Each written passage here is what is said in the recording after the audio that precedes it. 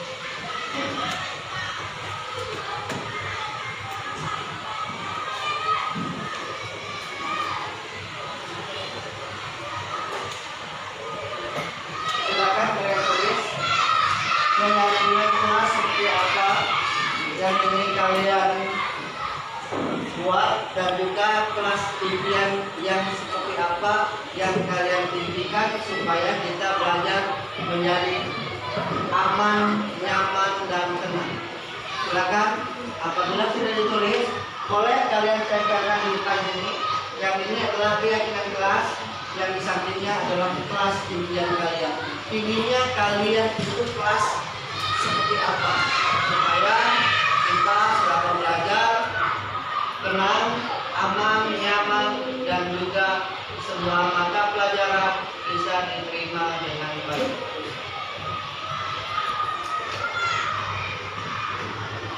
Sudah Kevin?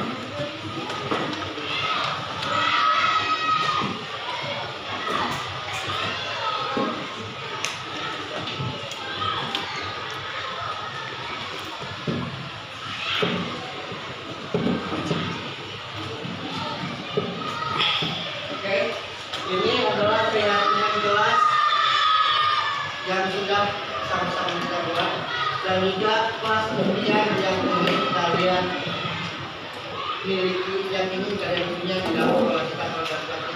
Silakan baca depan Aidil. Baca keyakinan kelasnya, ada apa saja keyakinan kelasnya.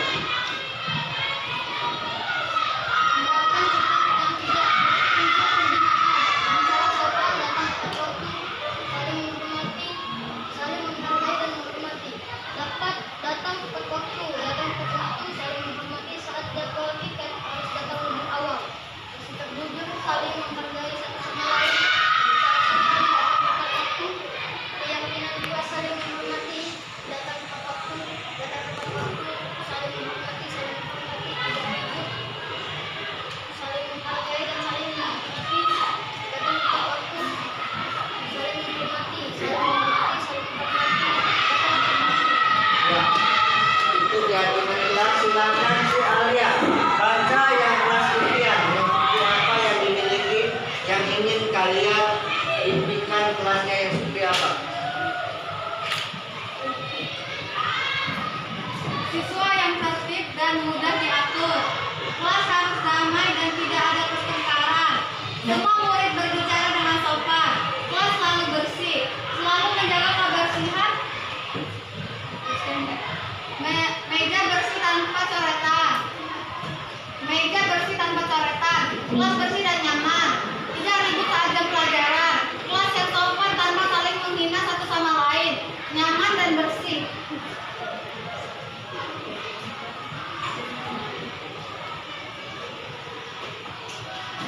Agar semua teman tidak pelit, aman, nyaman, dan tentram.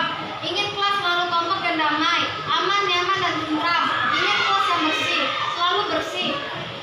Ingin kelas yang damai, menghormati satu sama lain, tidak berisik, bersih dan tenang. Tidak ada pertengkaran. Saya ingin memiliki kelas yang bersih dan rapi.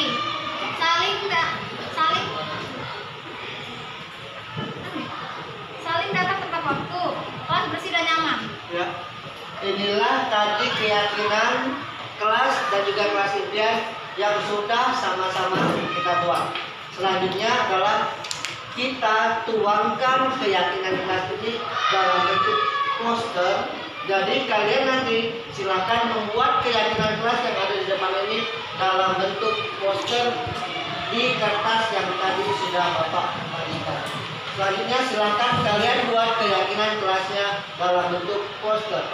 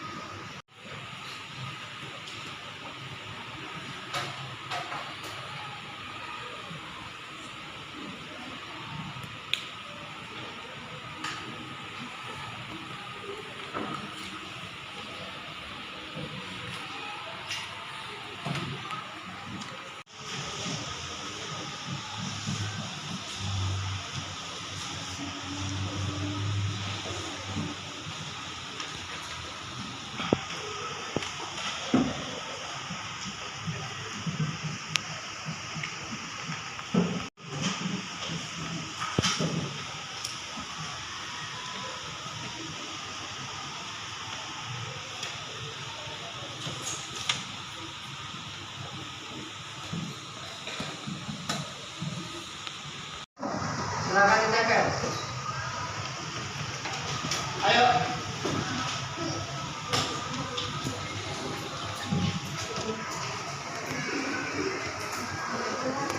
Selanjutnya langsung maju ya, tidak usah dipanggil lagi. Langsung mari, Raka, langsung.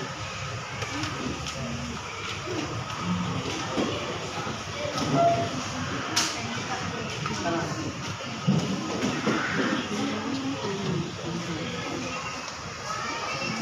Situ.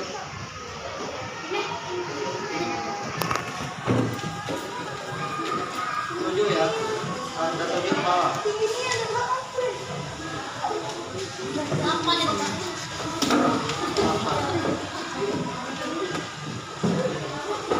Silakan. Ayo lanjut, sisanya yang gabung empatnya langsung. Lanjut.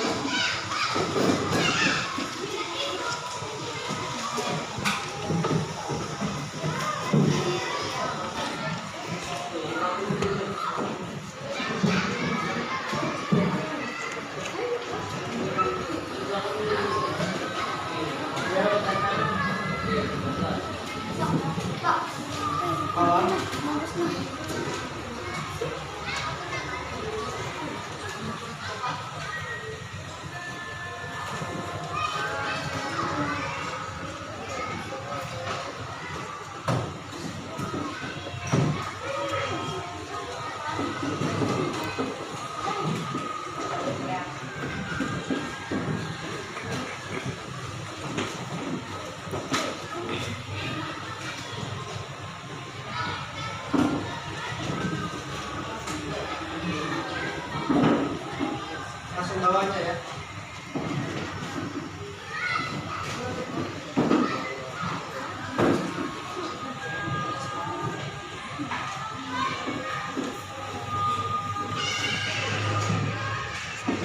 Udah selesai.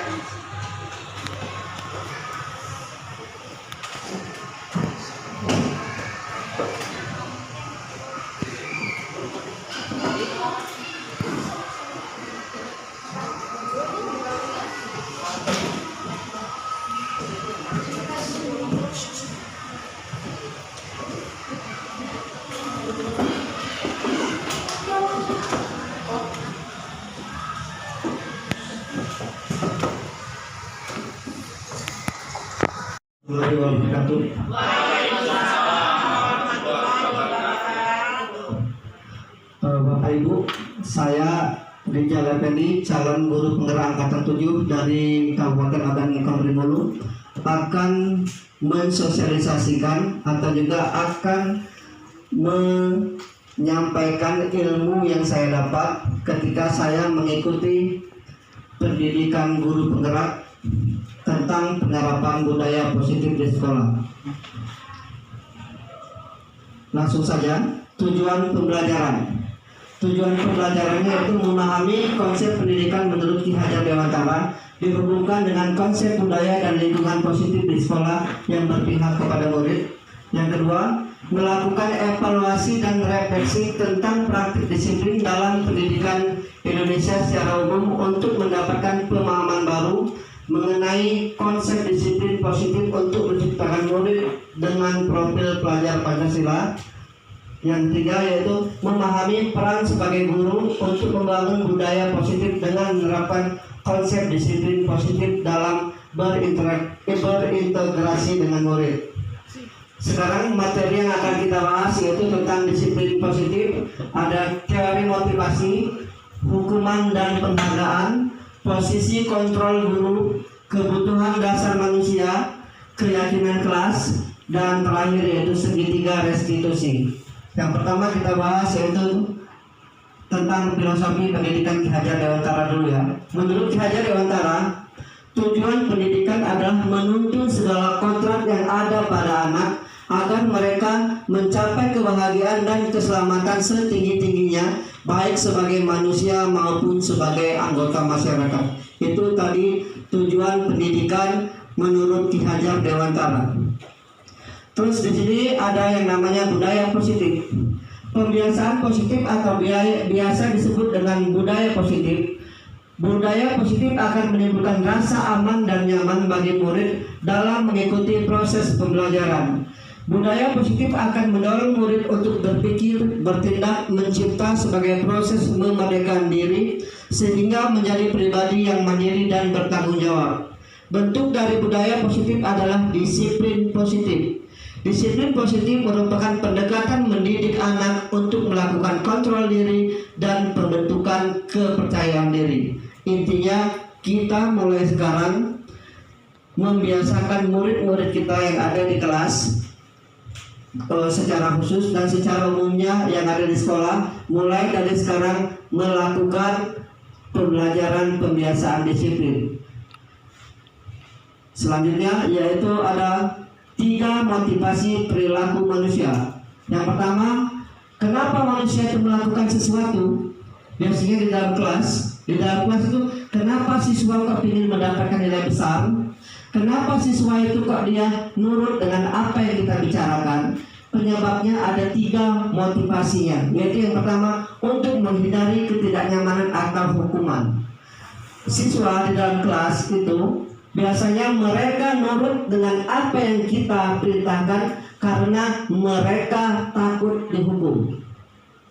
Yang kedua, untuk mendapatkan imbalan atau penghargaan dari orang lain. Artinya di sini yaitu siswa melakukan sesuatu itu karena mereka mengharapkan imbalan atau penghargaan. Jadi bukan merupakan motivasi dia sendiri ya, karena dia mengharapkan sesuatu. Yang ketiga yaitu untuk menjadi orang yang mereka inginkan dan menghargai diri sendiri dengan nilai-nilai yang mereka percaya. Yang nomor 3 ini yang harus mulai kita tanamkan di dalam murid kita. Motivasi yang nomor 3. Nomor 1 dan nomor 2 itu kalau bisa tidak perlu kita tanamkan ada pada murid kita. Ya, yang di nomor 3, kenapa nomor 3 itu motivasinya timbul dari dalam dirinya, dalam diri siswa masing-masing, bukan berdasarkan paksaan dari kita. Sepintas tentang tadi saya bahas, 1 untuk menghindari ketidaknyamanan atau hukuman adalah tingkat rendah teori motivasinya ya. Dari motivasi perilaku manusia biasanya orang yang memotivasi perilakunya untuk menghindari hukuman atau ketidaknyamanan akan bertanya, apa yang akan terjadi apabila saya tidak melakukannya? Sebenarnya mereka sedang menghindari masalah yang mungkin muncul dan berpengaruh pada mereka secara fisik, psikologis maupun tidak terpenuhinya kebutuhan mereka. Dan bila mereka tidak melakukan tindakan tersebut, motivasi ini sifatnya ekstern karena dia dari luar, bukan dari dalam diri siswa tersebut. Yang kedua, untuk mendapatkan imbalan atau penghargaan dari orang lain, 1 tingkat di atas yang mendapatkan hukuman tadi ya, menghindari hukuman. 1 tingkat di atas motivasi yang pertama di sini orang berperilaku untuk mendapatkan imbalan atau penghargaan dari orang lain. Orang dengan motivasi ini akan bertanya, apa yang akan saya dapatkan apabila saya melakukannya? Kalau tadi, apa yang saya dapatkan apabila saya tidak melakukannya? Kalau ini, apa yang akan saya dapatkan apabila saya melakukannya? Mereka melakukan sebuah tindakan untuk mendapat pujian dari orang lain yang menurut mereka penting dan mereka letakkan dalam dunia berkualitas mereka. Mereka juga melakukan sesuatu untuk mendapatkan hadiah, pengakuan atau imbalan. Motivasi ini juga bersifat eksternal, berarti motivasinya dari luar, bukan dari dalam diri siswa tersebut. Untuk masalah penghargaan nanti akan saya jelaskan tentang penghargaan, karena menurut modul yang kami pelajari di Guru Penggerak, sebaiknya tidak ada yang namanya penghargaan di sekolah, dan juga tidak ada yang namanya hukuman di sekolah. Nanti lebih lanjut akan kita bahas.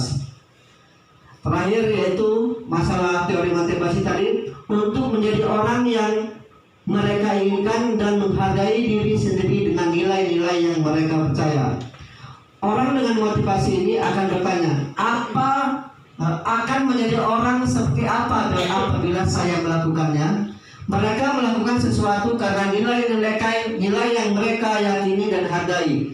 Dan mereka melakukannya karena mereka ingin menjadi orang yang melakukan nilai-nilai yang mereka yakini tersebut adalah motivasi yang akan membuat seseorang memiliki disiplin positif. Karena motivasi berperilakunya bersifat internal, bukan eksternal. Jadi siswa itu melakukan sesuatu berdasarkan dari diri dia sendiri, atau tergerak atau juga kesadaran dari siswa itu sendiri, bukan karena takut dihukum atau bukan karena ingin mendapatkan penghargaan atau hadiah. Selanjutnya ada posisi kontrol guru. Kita sebagai guru itu ada 5 posisi kontrol. Yang pertama adalah penghukum. Guru itu ada yang namanya sebagai guru penghukum. Ada juga guru yang namanya pembuat rasa bersalah. Ada juga yang guru mempunyai peran sebagai teman dengan murid, dia merasa teman. Ada juga yang perannya sebagai pemantau. Dan terakhir adalah manajer. Di antara 5 posisi kontrol itu, yang paling baik adalah seorang manajer. Tetapi untuk melalui yang namanya posisi manajer, kita harus menjadi teman dan juga menjadi pemantau. Jangan menjadi pembuat penghukum maupun pembuat rasa bersalah. Nomor 1 dan nomor 2 itu sebaiknya mulai sekarang kita tanamkan dari diri kita. Jangan ada lagi yang namanya posisi kontrol guru itu sebagai penghukum atau juga pembuat rasa bersalah. Satu persatu akan kita bahas, yaitu penghukum. Seorang penghukum biasanya menggunakan hukuman fisik maupun verbal. Orang-orang yang menjalankan posisi penghukum senantiasa mengatakan bahwa sekolah memerlukan sistem atau alat yang dapat lebih menekan murid-murid lebih dalam lagi. Guru-guru yang menerapkan posisi penghukum akan berkata, patuhi aturan saya, atau awas, kamu selalu saja salah, pasti selalu yang terakhir selesai. Guru seperti ini senantiasa percaya bahwa ada satu cara agar pembelajaran bisa berhasil, yaitu cara dia. Itu yaitu sebagai posisi kontrol guru sebagai penghukum. Biasanya sebagai penghukum, ekspresi gurunya itu matanya melotot, menghardik, ya, dengan nada yang tinggi. Itu merupakan posisi gurunya sebagai penghukum. Untuk yang kedua yaitu pembuat merasa bersalah. Pada posisi ini biasanya guru akan berbuat suaranya lembut, seolah-olah meminta dikasihani. Pembuat rasa bersalah akan menggunakan keheningan yang membuat orang lain merasa tidak nyaman, bersalah atau rendah diri. Kata-kata yang keluar dengan lembut akan seperti ini, ibu sangat kecewa sekali dengan kamu. Berapa kali bapak harus memberitahu kamu ya? Gimana coba kalau orang tua kamu tahu kamu berbuat begini? Di posisi ini, guru akan memiliki penilaian diri yang buruk tentang diri mereka. Murid maksudnya tadi, murid merasa tidak berharga dan telah mengecewakan orang-orang yang disayanginya. Jadi kan banyak ada guru itu yang seperti itu sifatnya. Kamu ini tolonglah, jangan seperti itu. Ada yang seperti bantu ibu lah, tidak usah seperti itu. Itu namanya pembuat rasa bersalah. Selanjutnya yaitu posisi teman. Guru posisi ini tidak akan menyakiti murid, namun akan tetap berupaya mengontrol murid melalui persuasi. Posisi teman pada guru bisa negatif ataupun positif. Positif di sini berupa hubungan baik yang terjalin antara guru dan murid. Guru di posisi teman menggunakan hubungan baik dan humor untuk mempengaruhi seseorang. Mereka akan berkata, ayo bantulah demi bapak ya. Ayo ingat tidak bantuan bapak selama ini. Ya sudah, kali ini tidak apa-apa. Nanti ibu bantu bereskan. Hal negatif dari posisi teman adalah bila suatu saat guru tersebut tidak membantu, maka murid akan kecewa dan berkata, saya pikir bapak teman saya. Murid merasa dikecewakan dan tidak mau lagi berusaha. Hal lain yang mungkin timbul adalah murid akan bertindak untuk guru tertentu dan tidak untuk guru lain. Murid akan tergantung pada guru tersebut. Untuk posisi teman biasanya sikapnya gurunya santai, bercanda, dekat dengan muridnya, ya, itu posisi teman. Tetapi posisi teman lebih baik dibanding posisi penghukum maupun posisi pembuat rasa bersalah. Tingkatan yang keempat yaitu pemantau. Pemantau itu memantau berarti mengawasi. Pada saat kita mengawasi, kita bertanggung jawab atas perilaku orang-orang yang kita awasi. Posisi pemantau berdasarkan pada peraturan-peraturan dan konsekuensi. Dengan menggunakan sanksi atau konsekuensi, kita dapat memisahkan hubungan pribadi kita dengan murid. Sebagai seseorang yang menjalankan posisi pemantau, pertanyaan yang diajukan seorang pemantau, peraturannya apa? Apa yang telah kamu lakukan? Sanksi atau konsekuensinya apa? Seorang pemantau sangat mengandalkan perhitungan, catatan, data yang dapat digunakan sebagai bukti atas perilaku seseorang. Posisi ini akan menggunakan stiker, slip catatan, atau juga daftar cek. Posisi pemantau sendiri berasal dari teori stimulus respon yang menunjukkan tanggung jawab guru dalam mengontrol murid. Jadi di dalam posisi pemantau ini lebih baik dibanding lagi posisi teman. Di posisi pemantau bisa menggunakan sanksi atau konsekuensi, bukan hukuman. Sanksi ataupun konsekuensi. Konsekuensi misalnya seperti apa? Misalnya seperti ini. Siswa itu diberikan kesempatan untuk memperbaiki kesalahannya. Misalnya ada contoh, ada siswa yang menjatuhkan minuman temannya. Nah, kita tidak perlu dimarah, tidak usah dimarah, tidak usah dihukum. Konsekuensinya apa? Konsekuensinya siswa tersebut yaitu membersihkan ataupun membereskan tadi yang minuman yang sudah dia jatuhkan. Jadi diberi kesempatan kepada mereka untuk memperbaiki kesalahan yang sudah mereka lakukan. Terakhir yaitu posisi manajer. Ini posisi ideal yang harus sebenarnya dilakukan ataupun dimiliki oleh seorang guru. Tetapi apabila kita belum sanggup untuk menjadi posisi sebagai manajer, kita bisa memposisikan diri sebagai pemantau, satu tingkat di bawah manajer, ya. Untuk pemantau tadi, apabila siswa melanggar keyakinan atau kesepakatan kelas bisa menggunakan sanksi, tetapi di dalam posisi manajer tidak ada yang namanya hukuman ataupun sanksi. Jadi kita akan mengenal yang namanya segitiga restitusi tapi nanti. Oke, posisi manajer akan saya jelaskan sedikit tentang posisi. Posisi terakhir manajer adalah posisi di mana guru berbuat sesuatu bersama dengan murid, mempersilahkan murid mempertanggungjawabkan perilakunya, mendukung murid agar dapat menemukan solusi atau permasalahannya sendiri. Seorang manajer telah memiliki keterampilan di posisi teman maupun pemantau. Jadi kalau dia sudah memiliki posisi teman, pemantau, otomatis nanti bisa naik ke satu tingkat menjadi seorang manajer.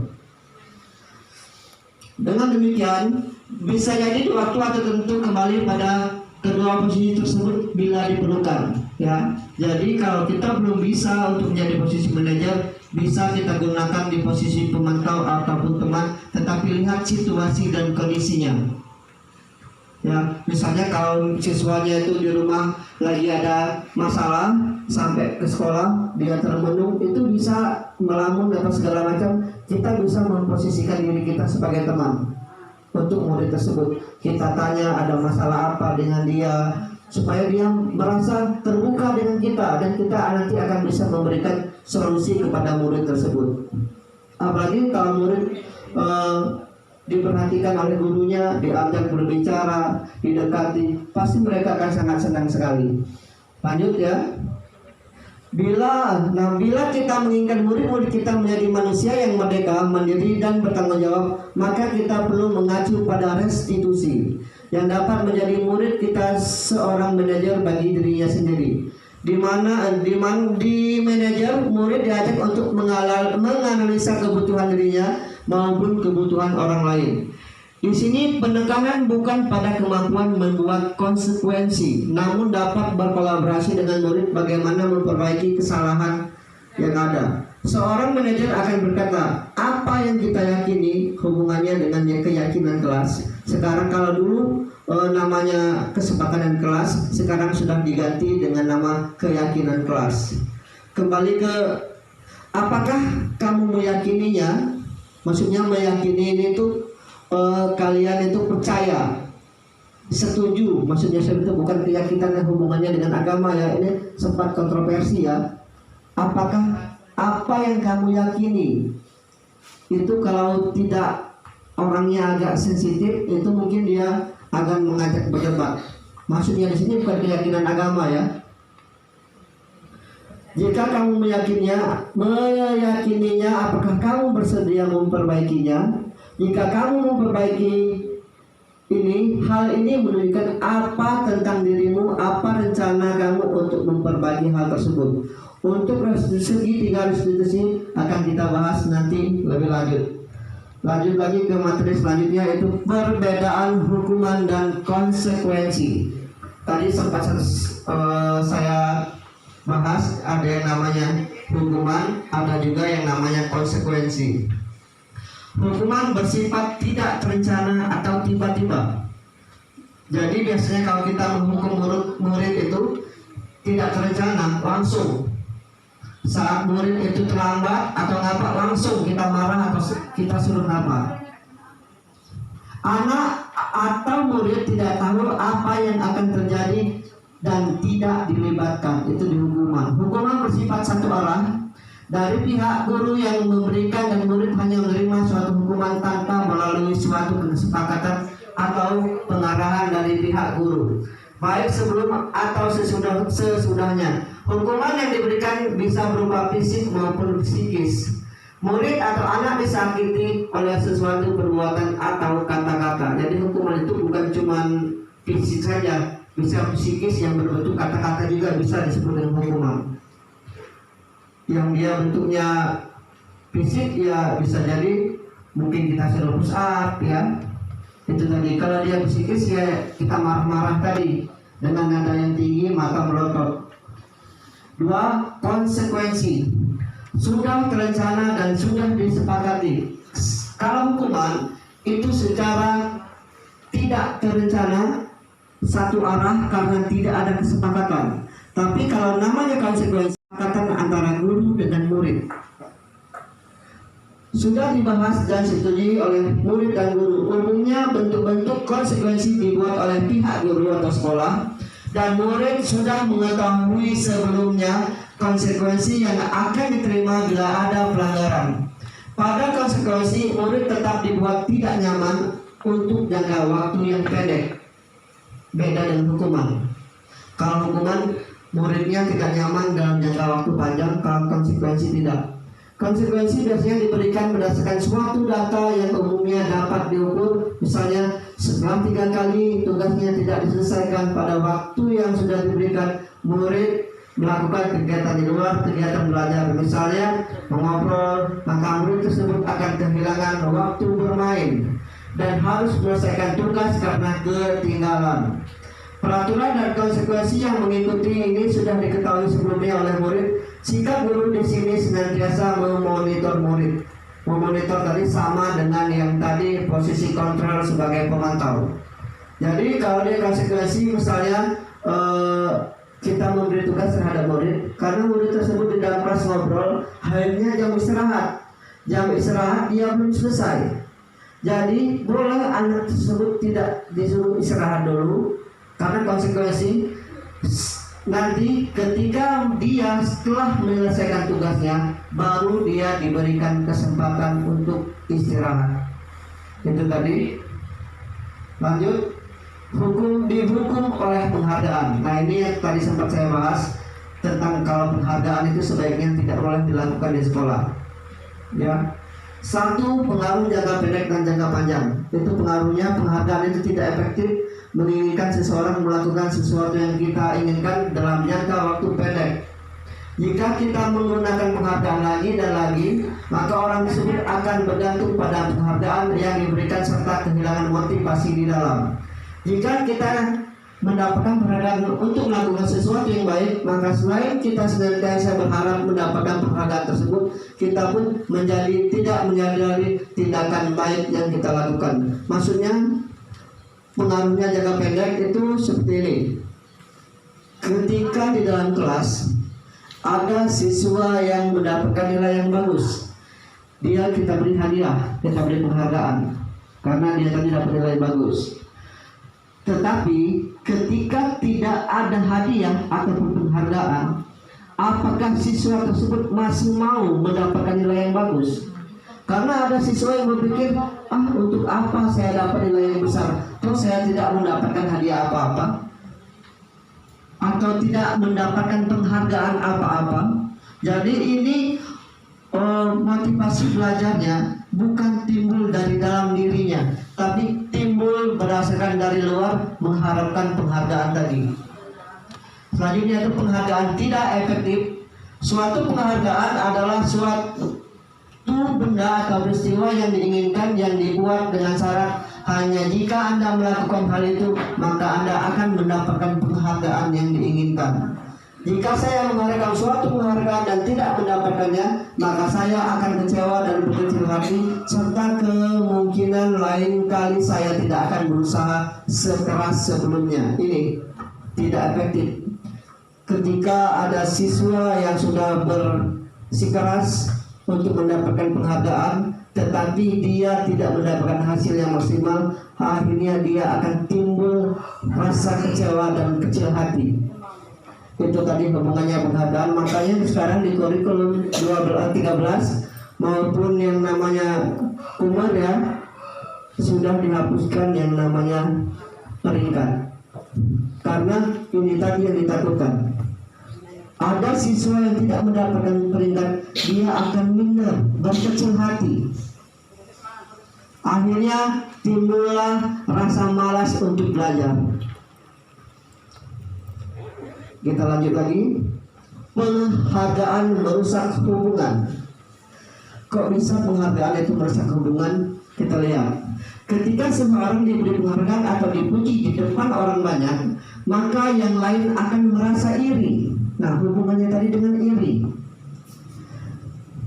Dan sebagian dari mereka akan tidak menyukai orang yang diberi penghargaan tersebut. Coba Bapak Ibu bayangkan, benar tidak hal ini terjadi? Sangat benar sekali.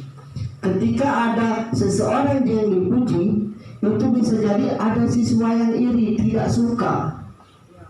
Akhirnya apa? Merusak hubungannya dengan temannya. Karena dia tadi tidak suka, iri, akhirnya timbul rasa tidak suka ataupun rasa kebencian dengan temannya tersebut. Jika seorang guru sering memberikan penghargaan kepada murid-muridnya, besar kemungkinan murid-muridnya termotivasi hanya untuk menyenangkan gurunya. Mereka tidak akan bersikap jujur kepada guru tersebut. Penghargaan menciptakan persaingan di dalam kelas, dan persaingan menciptakan kecemasan. Mereka yang percaya bahwa mereka tidak memiliki kesempatan untuk mendapatkan penghargaan akan berhenti mencoba. Jadi kalau siswa-siswi tersebut mereka dia merasa tidak mampu, mereka akan berhenti untuk mencoba. Karena apa? Karena dia berpikir teman saya lebih pintar dari saya cuma bisa apa? Keempat, itu penghargaan menurunkan kualitas pengamatan dilakukan pada sekelompok mahasiswa atau mahasiswa yang sedang kerja praktik di sebuah surat kabar di universitas. Saat itu mereka sedang belajar menuliskan sebuah artikel tentang sebuah judul berita utama. Seiring waktu, mahasiswa atau mahasiswa tersebut semakin mampu bekerja dengan cepat. Kemudian ada beberapa siswa atau mahasiswi yang dibayar untuk setiap judul berita utama yang mereka mampu hasilkan. Dan setelah beberapa lama, mahasiswa atau mahasiswi yang dibayar ini hasil kinerjanya berhenti berkembang karena tidak lagi menerima bayaran, terus berupaya mengasah diri menjadi lebih baik. Jadi ini penghargaan karena tidak dibayar, tidak ada uangnya, berhenti mereka berkarya. Karena tadi penghargaan. Semuanya intinya tadi penghargaan ya. Lanjut lagi, yaitu penghargaan mematikan kreativitas. Murid diminta berpikir mengenai hadiah atau penghargaan yang bisa mereka dapatkan bila berhasil menulis suatu puisi. Kreativitas kelompok murid-murid ini menjadi berkurang dibanding dengan yang tidak diberitahukan tentang hadiah yang bisa mereka terima. Penelitian menunjukkan bahwa bekerja seni atau sebuah penulisan cerita menjadi kurang kreatif bila dijanjikan sebuah hadiah atau penghargaan. Pekerja seni saja apabila mereka dijanjikan hadiah atau penghargaan itu kurang kreatif. Karena apa? Bisa jadi hadiah ataupun penghargaan itu tidak sesuai dengan yang mereka inginkan. Misalnya nih, nanti kalau pekerja seninya kalau dia bisa menghasilkan lagu yang bagus satu terbit dapat hadiah mobil Pajero misalnya. Tetapi karena artis tersebut sudah memiliki mobil Pajero, otomatis dia sudah tidak tertarik lagi ingin mobil yang lain. Seperti itu. Lanjut yaitu penghargaan menghukum. Penghargaan menghukum mereka yang tidak mendapatkan penghargaan, misalnya dengan sistem ranking, ini hubungannya dengan sekolah. Mereka yang mendapatkan ranking kedua akan merasa paling dihukum. Kenapa merasa paling dihukum? Karena dia tidak bisa mendapatkan yang ke satu. Jadi seolah-olah itu dia dihukum, jadi dinomor duakan. Memberikan penghargaan dan hukuman adalah hal yang sama, karena keduanya mencoba mengendalikan perilaku seseorang. Karena orang pada dasarnya tidak suka dikendalikan, dalam jangka waktu yang lama penghargaan akan terlihat sebagai hukuman. Itunya adalah tadi kenapa penghargaan itu bisa disebut dengan hukuman. Malahan hukumannya mungkin lebih keras daripada hukuman fisik yang namanya penghargaan. Tapi kita selama ini sudah tidak lumrah ya, sudah umum. Setiap ada kegiatan atau ada acara apa yang namanya penghargaan atau hadiah itu sampai sekarang masih ada. Tapi di sini di dalam lingkup kita yaitu lingkup kelas, di dalam belajar bukan lomba makan kerupuk, bukan seperti itu ya, atau lomba balap karung, bukan seperti itu. Ruang lingkupnya yaitu di dalam kelas tentang materi atau pelajaran yang kita dapatkan. Selanjutnya yaitu ada motivasi dalam diri atau intrinsik. Saat seseorang anak belajar untuk pertama kali menggabungkan huruf-huruf dan kata-kata serta menyadari bahwa ia dapat membaca, timbul pijar di matanya dan senyum di wajahnya. Akan tersebut begitu gembira, anak telah mempelajari dan menguasai suatu keterampilan baru. Kesadaran akan kemampuan bahwa dia sudah dapat membaca sesungguhnya sudah merupakan sebuah penghargaan. Seperti itu ya, penghargaan itu seharusnya dilihat kalau dari contoh itu anak sudah mampu membaca, sudah mampu menguasai suatu materi, itu sudah termasuk ke dalam sebuah penghargaan. Jadi penghargaan itu bukan berbentuk suatu hadiah, uang, atau bisa juga dalam bentuk pujian. Tetapi ketika kita ingin memberikan suatu pujian kepada siswa, ada beberapa cara yang harus kita lakukan. Karena ketika kita memuji siswa, ada sebagian siswa itu yang tidak suka. Jadi pujian itu bisa kita berikan secara umum maupun secara khusus. Maksudnya secara umum seperti apa? Yang secara umum itu semua murid itu sama-sama semuanya kita beri pujian. Jangan ditujukan kepada satu murid. Untuk pujian yang khusus, misalnya seperti ini contoh, kita panggil anak tersebut ke kantor atau ke ruang guru. Jadi teman-temannya tidak mendengar kalau kita sudah memuji anak tersebut. Kita panggil, kita puji anak tersebut. Jadi yang lain anaknya tidak dengar. Jadi tidak akan timbul adanya rasa iri atau cemburu di antara murid-murid yang lain. Jika kita memberikan penghargaan kepada seorang anak pada saat dia sedang merasa bangga, dengan pencapaiannya sendiri, maka ia akan mengambil kegembiraan yang saat itu sedang dirasakan secara alamiah. Lagi-lagi, ini tadi ada perbedaan antara hukuman, konsekuensi sama restitusi. Restitusinya nanti kita bahas di akhir. Sesuatu yang menyakitkan harus terjadi, itu namanya hukuman. Kalau konsekuensi, sesuatu harus terjadi. Restitusi itu merupakan pilihan. Jadi siswa di dalam restitusi itu, ketika siswa melakukan kesalahan atau melanggar keyakinan kelas, kita berikan pilihan kepada siswa untuk memecahkan masalahnya tersebut. Jadi guru dengan murid bekerja sama mencari jalan tengah untuk permasalahan yang dihadapi oleh siswa ketika kita melakukan pendekatan restitusi. Ada lagi, kalau di hukuman itu tidak nyaman untuk murid untuk jangka waktu yang panjang, karena hukuman itu bisa jadi murid merasa sakit hati, akhirnya sampai lulus sekolah, sampai mereka tua, sampai dewasa masih ingat, si bapak itu dulu pas saya masih kecil sering menghukum saya, suruh push up lah, suruh ini. Jadi karena anak kecil itu daya ingatnya sangat tinggi. Jadi apabila mereka pernah merasa disakiti oleh hukuman ketika sekolah, sampai mereka tua, mereka akan mengingatnya. Konsekuensi tidak nyaman untuk murid, tetapi jangka waktunya pendek. Konsekuensi berbeda dengan hukuman. Kalau restitusi menguatkan untuk murid atau anak dalam jangka waktu yang panjang. Korban mendapatkan keadilan kalau korbannya bisa diabaikan. Kalau restitusi, korbannya mendapatkan ganti. Murid akan tersakiti ketika dihukum. Untuk konsekuensi, murid dibuat tidak nyaman. Murid untuk restitusi, murid akan mendapatkan penguatan. Perilaku pasif atau agresifnya meningkat ketika dihukum. Kalau konsekuensi, penguatan hanya bertahap dalam jangka waktu yang pendek. Kalau untuk restitusi, masalahnya bisa terpecahkan. Lanjut lagi. Ada materi selanjutnya, yaitu kita bahas tentang 5 kebutuhan dasar manusia. Pada dasarnya manusia itu memiliki 5 kebutuhan dasar. Yang pertama adalah bertahan hidup. Yang kedua, kasih sayang dan rasa diterima. Yang ketiga, penguasaan. Yang keempat, kebebasan. Dan yang kelima, kesenangan. Yakinlah, setiap manusia itu pasti kelima-limanya itu membutuhkan semuanya.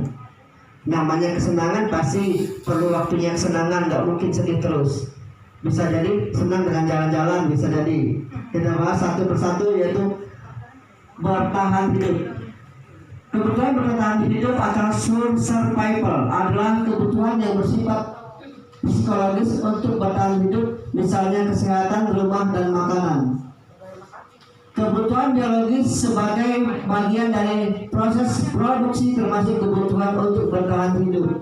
Komponen psikologis pada kebutuhan ini meliputi kebutuhan akan merasa aman, dan dalam kasus apabila jawaban ini ketika langsung lagi saya, kasih sayang dan rasa diterima akan kebutuhan untuk diterima. Kalau yang tadi sudah jelas ya, kita manusia pasti butuh rumah, butuh makan, butuh kesehatan, dan juga kebutuhan biologis. Ya, kasih sayang dan rasa diterima. Setiap orang pasti memerlukan yang namanya kasih sayang. Kebutuhan ini dan 3 kebutuhan berikutnya ada kebutuhan psikologis. Kebutuhan untuk disayangi dan diterima meliputi kebutuhan akan hubungan dan koneksi sosial. Kebutuhan untuk memberikan dan menerima kasih sayang, dan kebutuhan untuk merasa menjadi bagian dari setiap kelompok. Kebutuhan ini juga meliputi keinginan untuk tetap berhubungan dengan orang lain, seperti teman, keluarga, pasangan hidup, teman kerja, binatang peliharaan, dan kelompok di mana kita bergantung. Sudah jelas, setiap manusia pasti yang namanya butuh kasih sayang dan rasa diterima. Yang ketiga yaitu penguasaan, kebutuhan pengakuan atau kemampuan. Kebutuhan ini berhubungan dengan kekuatan untuk mencapai sesuatu, menjadi komponen, menjadi terampil diakui atau prestasi dan keterampilan kita, didengar dan memiliki rasa harga diri. Jadi intinya penguasaan itu kita ingin dihargai, ingin diakui. Setiap orang ya, setiap orang ada biasanya di kelas itu murid itu nakal. Kita bisa cari penyebabnya apa, kenapa mereka itu nakal. Apa bisa jadi dia itu minta diperhatikan, atau dia merasa hebat tetapi teman-teman yang lain mengabaikan. Akhirnya terjadilah murid itu susah untuk diatur. Ada lagi kebebasan. Nah ini yang kebebasan, kebutuhan akan pilihan.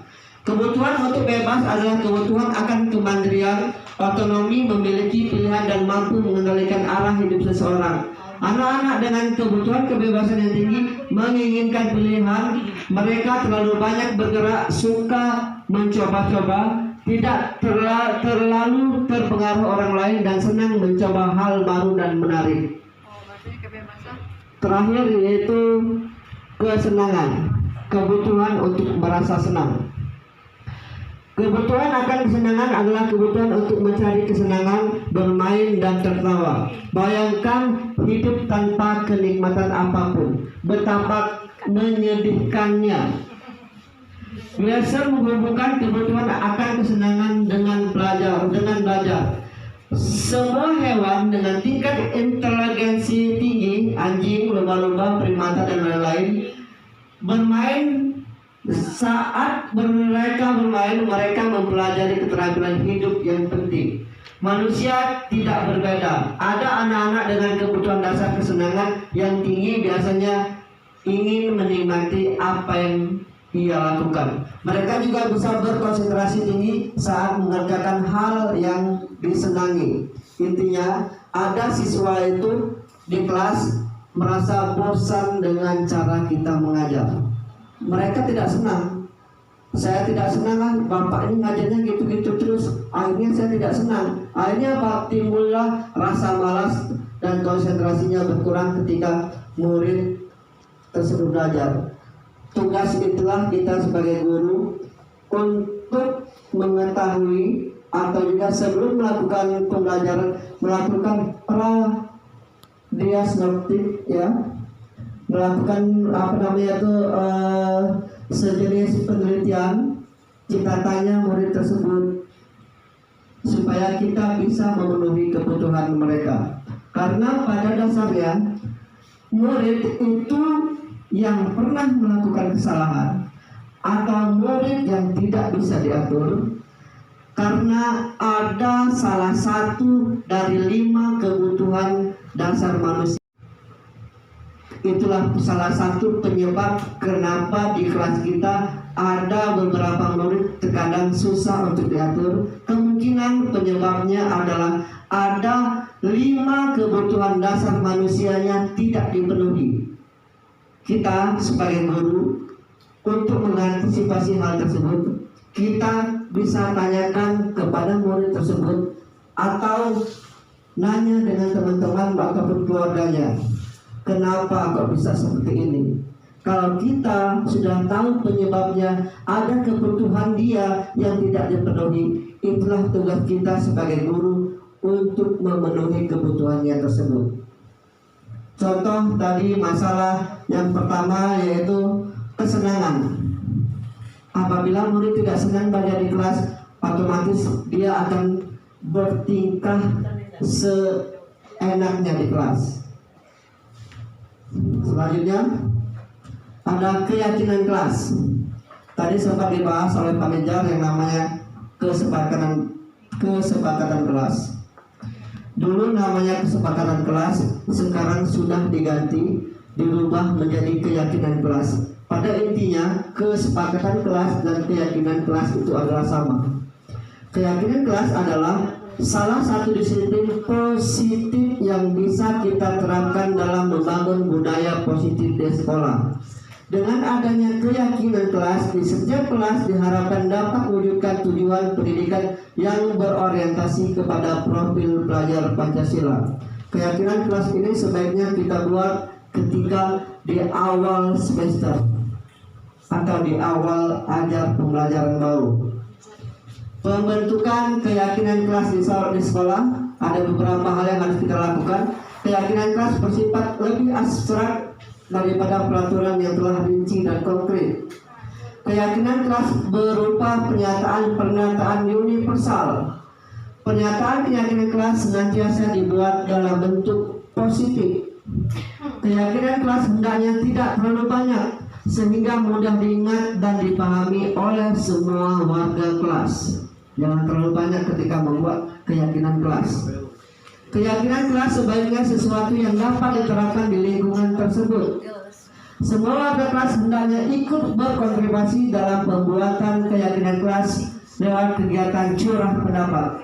Bersedia meninjau kembali keyakinan kelas dari waktu ke waktu. Jadi ketika keyakinan kelas sudah dibuat bersama murid, boleh kita tinjau atau kita refleksikan apa saja kelemahan ataupun kekurangan yang harus kita perbaiki untuk kedepannya nanti. Terus prosedur pembuatan keyakinan kelas. Di kelas 6C khususnya di kelas saya sudah menerapkan yang namanya keyakinan kelas. Dulu saya buat namanya kesepakatan kelas, ada 10 di semester 1. Ketika dulu belum mempelajari tentang keyakinan, kami masih tentang kesepakatan, jadi saya buat 10 di semester 1. Di semester 2 ini saya refleksi, saya revisi, akhirnya saya persempit menjadi 5 keyakinan kelas. Kenapa? Karena 10 keyakinan kelas tadi terlalu banyak, siswa sulit untuk mengingatnya. Akhirnya 5 saja saya buat sekarang. Sekarang alhamdulillah sudah mulai berjalan, tetapi belum seberapa efektif karena sebelum-sebelumnya saya juga belum paham dengan yang namanya kesepakatan ataupun keyakinan kelas. Semenjak saya mengikuti pendidikan guru penggerak ini, akhirnya saya paham dan mengerti yang dinamakan dengan keyakinan kelas. Dan sudah saya coba, saya terapkan di kelas saya di kelas 6C. Prosedur pembentukannya yaitu 1. Mempersilahkan warga sekolah atau murid di sekolah atau kelas untuk bercurah pendapat masalah peraturan yang disepakati. Mencatat semua masukan dari murid. Sudah itu, susun keyakinan kelas sesuai prosedur pembentukan keyakinan kelas. Gantilah kalimat-kalimat dalam bentuk negatif menjadi positif. Contoh kalimat negatif: jangan berlari di kelas atau di koridor. Itu ada kata jangan. Jangan atau tidak itu sebaiknya tidak perlu dipakai, dibuat ketika kita membuat keyakinan kelas. Kalimat positifnya jangan berlari di kelas atau koridor. Kalimat positifnya itu berjalan di kelas atau koridor. Yang keempat, tinjau kembali daftar curah pendapat yang sudah dicatat. Anda mungkin akan mendapat bahwa pernyataan yang tertulis di sana masih banyak yang berupa peraturan. Selanjutnya, ajak warga sekolah atau murid untuk menemukan nilai kebajikan atau keyakinan yang dituju dari peraturan tersebut. Yang keempat, tinjau kembali daftar curah pendapat. Tadi sudah ya. Yang 5, tinjau ulang keyakinan kelas secara bersama. Seharusnya setelah beberapa peraturan telah disatukan menjadi beberapa keyakinan, maka jumlah butir pernyataan keyakinan akan berkurang. Karena tadi ada yang sama, kadang murid-murid kalau ada yang sama buat keyakinannya kelas. Jadi ada yang kita kurangi yang ke-6. Setelah keyakinan kelas dibuat, maka semua warga kelas dipersilakan meninjau ulang dan menyetujui dengan menandatangani keyakinan kelas tersebut, termasuk guru dan semua warga sekolah atau murid. Keyakinan kelas selanjutnya bisa diletakkan di dinding kelas di tempat yang mudah dilihat sesuai semua warga kelas. Jadi mulai sekarang Bapak Ibu silakan menerapkan membuat keyakinan kelas, terutama untuk berkelas ya. Tidak usah terlalu banyak, 5 saja cukup. Anak-anaknya diajak diskusi. Karena apa? Keyakinan kelas itu sangat berguna untuk keamanan dan kenyamanan semua warga yang ada di dalam kelas. Contoh, ada keyakinan kelas, contoh kelas 1 ya. Setiap anggota kelas perlu belajar. Setiap anggota kelas perlu senang. Setiap anggota kelas perlu melakukan tugas. Setiap anggota kelas perlu saling menghargai. Kenapa perlu saling menghargai? Karena ada yang kelas itu kadang saling mengejek, saling mengata-ngatakan nama orang tua. Kan ada seperti itu ke anak-anak SD. Terus setiap anggota kelas perlu merasa aman, karena ada beberapa siswa itu kadang yang jahil, akhirnya membuat siswa yang lain merasa tidak aman. Itu keyakinan kelasnya dibuat, ditempel. Jadi semua yang keluarga kelas di dalam kelas itu siswanya diharapkan untuk mematuhi keyakinan kelas tersebut. Ya, hubungannya dengan keyakinan kelas, apabila ada siswa yang melanggar peraturan kelas atau keyakinan kelas, kita bisa memposisikan diri menjadi manajer atau pemantau. Kalau manajer, kita selesaikan menggunakan segitiga restitusi. Nanti saya jelaskan segitiga restitusi. Dan untuk posisi pemantau, kita bisa gunakan konsekuensi ketika ada siswa yang melanggar kesepakatan kelas. Misalnya nih, ada siswa yang tidak melakukan tugas. Jadi konsekuensinya nanti pas jam istirahat mereka disuruh mengerjakan tugas. Nanti ketika tugasnya selesai baru dia suruh istirahat, seperti itu. Lanjut lagi, yaitu ada yang terakhir, restitusi, sebuah pendekatan untuk menciptakan disiplin positif. Restitusi adalah proses menciptakan kondisi bagi murid untuk memperbaiki kesalahan mereka sehingga mereka bisa kembali pada kelompok mereka dengan karakter yang lebih kuat. Menurut Gosen 2004. Restitusi juga adalah proses kolaboratif yang mengajarkan murid untuk mencari solusi untuk masalah dan membantu murid berpikir tentang orang seperti apa yang mereka inginkan dan bagaimana mereka harus memperlakukan orang lain. Melalui pendekatan restitusi, ketika murid berbuat salah, guru akan menanggapi dengan mengajak murid berefleksi tentang apa yang dapat mereka lakukan untuk memperbaiki kesalahan mereka, sehingga mereka menjadi pribadi yang lebih baik dan menghargai dirinya. Pendekatan restitusi tidak hanya menguntungkan korban, tetapi juga menguntungkan orang yang telah berbuat salah. Ada ciri-ciri restitusi, yaitu restitusi bukan untuk menebus kesalahan. Ya, restitusi itu bukan namun untuk belajar dari kesalahan. Itu namanya restitusi, bukan menebus kesalahan. Ada lagi ciri-cirinya, restitusi memperbaiki hubungan tentang memperbaiki dan memperkuatnya. Itu restitusi. Ada lagi, restitusi adalah tawaran bukan paksaan. Jadi tidak dipaksa. Kalau ketika siswa melakukan kesalahan menggunakan pendekatan restitusi, itu bukan paksaan tapi tawaran. Terus restitusi menuntun untuk melihat ke dalam diri dalam proses. Restitusi akan melihat adanya ketidakselarasan antara tindakan murid yang berbuat salah dan keyakinan mereka tentang orang seperti apa yang mereka inginkan. Terus restitusi mencari kebutuhan dasar yang mendasari tindakan. Seperti yang saya sebutkan sebelumnya, pada dasarnya siswa itu melakukan suatu kesalahan karena ada salah satu dari 5 kebutuhan dasarnya tidak terpenuhi. Jadi dengan segitiga restitusi, kita akan mencari tahu kebutuhan dasar apa yang belum dipenuhi oleh murid tersebut. Ada restitusi diri, ada cara yang paling baik dalam murid untuk mengubah kebiasaan dari kecenderungan untuk mengomentari orang lain menjadi mengomentari diri sendiri. Selanjutnya ada restitusi, ada segitiga restitusi. Nah, ini segitiga restitusi ada menstabilkan identitas, validasi tindakan yang salah, sama menanyakan keyakinan. Segitiga restitusi ini hubungannya dengan kita tadi apabila kita memposisikan diri kita sebagai manajer di dalam posisi kontrol guru. Kalau kita sebagai manajer, kita harus menerapkan segitiga restitusi ketika menghadapi permasalahan yang dialami oleh siswa. Satu, ada yang namanya menstabilkan identitas. Bagian dasar dari segitiga bertujuan untuk mengubah identitas anak dari orang yang gagal karena melakukan kesalahan menjadi orang yang sukses. Biasanya kalimat yang dipakai ketika menggunakan segitiga restitusi seperti ini: berbuat salah itu tidak apa-apa, tidak ada manusia yang sempurna. Saya juga pernah melakukan kesalahan seperti itu. Kita bisa menyelesaikan masalah ini. Bapak atau ibu tidak tertarik mencari siapa yang salah, tapi Bapak ingin mencari solusi dari masalah ini. Kamu berhak merasa begitu, dan apakah kamu sedang menjadi teman yang baik buat dirimu sendiri?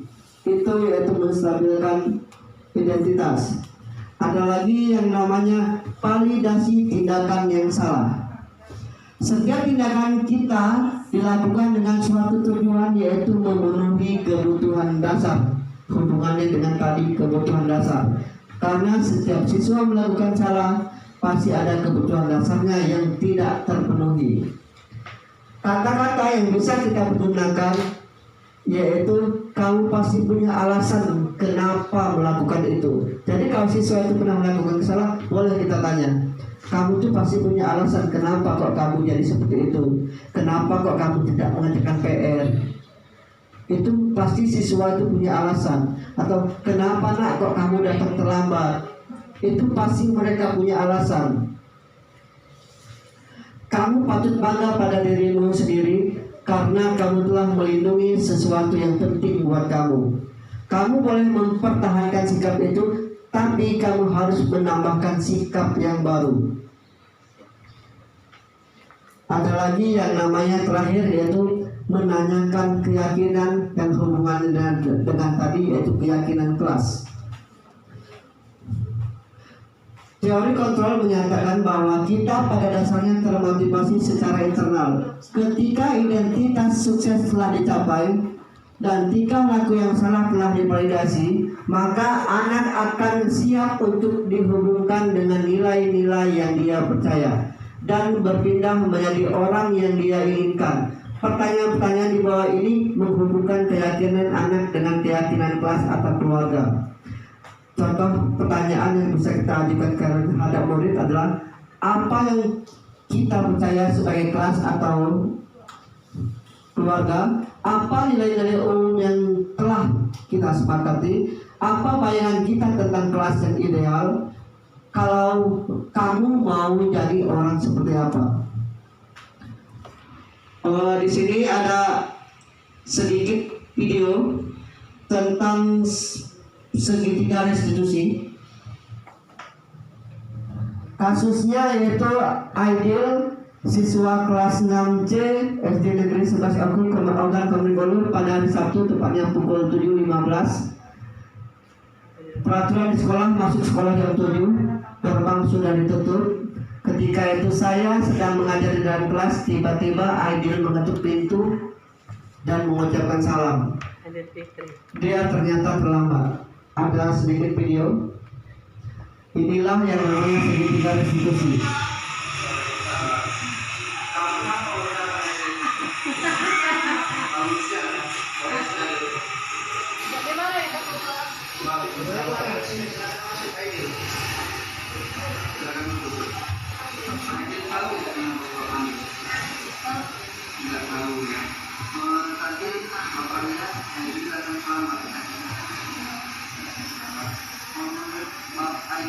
Apa yang dilakukan Aidil tadi benar atau salah? Salah ya. Tapi tidak apa-apa, yang namanya manusia itu pasti pernah yang namanya mengatakan kesalahan.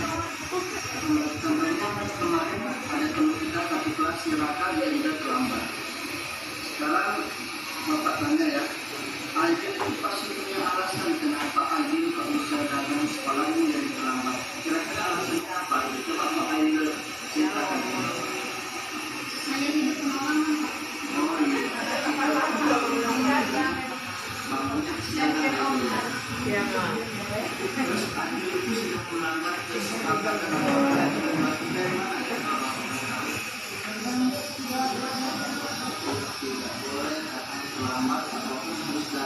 tepat waktu ya, supaya tidak terjadi hal yang seperti ini. Untuk akhirnya apa yang dilakukan itu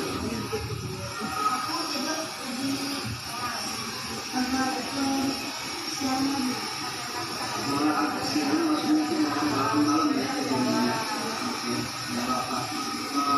Nanti ke depan jangan terlalu malam tidurnya, terus bangunnya juga jangan terlalu siang supaya ini tidak terlambat lagi datang ke sekolah. Sekarang silakan Aidil masuk ke dalam kelas bergabung lagi dengan teman-temannya. Sebelum jadi guru penggerak itu di Ya, itu tadi sekilas tentang penerapan segitiga restitusi. Jadi ketika siswa melakukan kesalahan itu sudah saya jelaskan tadi, pasti ada alasan tersendiri. Jadi siswa tersebut kita panggil, kita tanyakan apa alasannya. Sudah itu kita bilang juga nggak apa-apa, tidak apa-apa kamu berbuat salah karena yang namanya manusia pernah melakukan kesalahan. Setelah itu siswa tersebut disuruh mencari solusi apa yang harus dia lakukan ke depannya supaya kejadian tersebut tidak kejadian lagi atau berulang kembali. Ya, tadi kita tanyakan solusinya dengan tidurnya jangan terlalu malam supaya dia tidak terlambat. Jadi intinya di sini siswa itu ketika mereka melakukan suatu kesalahan, mereka diberikan kesempatan untuk memperbaiki kesalahan tersebut. Itu saja penjelasan dari saya mengenai budaya positif di sekolah. Saya akhiri. Assalamualaikum warahmatullahi wabarakatuh. Waalaikumsalam.